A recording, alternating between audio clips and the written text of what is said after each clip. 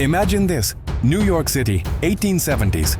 The gas lamps are glowing, the streets are buzzing, and inside the Grand Opera House, the richest people in town are showing off their diamonds, their gowns, and their gossip.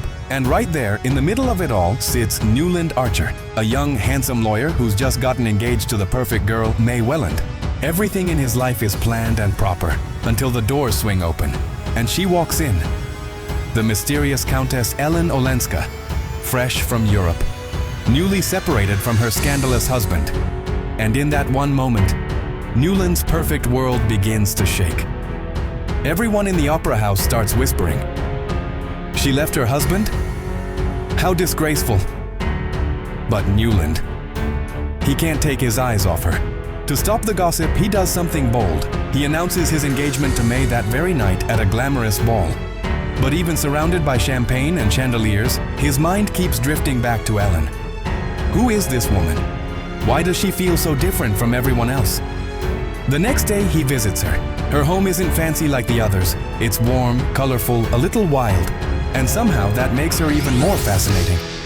Before he knows it, he's sending her yellow roses, the kind of gesture that says, "I'm thinking of you, even when I shouldn't be." Soon, Newland is asked to convince Ellen not to get a divorce. But when he talks to her, something unexpected happens. He falls in love. She's brave, honest, and passionate. Everything polite society tells him to stay away from. Panicking, he runs to Florida to speed up his wedding to May, hoping marriage will cure his feelings. But it doesn't. No matter how hard he tries, Ellen is always there, in his thoughts, in his heart. Years pass.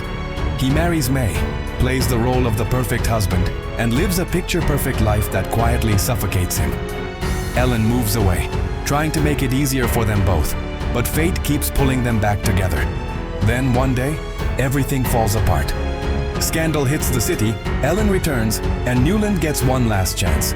During a long carriage ride, he finally says what he's been holding in. "Let's be together." But Ellen, with tears in her eyes, says no, because she doesn't want to hurt May. And that S when Newland realizes he'll spend the rest of his life doing what is expected of him, not what he truly wants. Decades later, after May's gone and their children are grown, Newland travels to Paris. His son tells him Ellen wants to see them after 26 long years. Standing outside her apartment, Newland looks up at her window, and instead of going in, he just smiles. He's lived his life, he's done his duty. But that one great love, he keeps it locked away, perfect and untouched.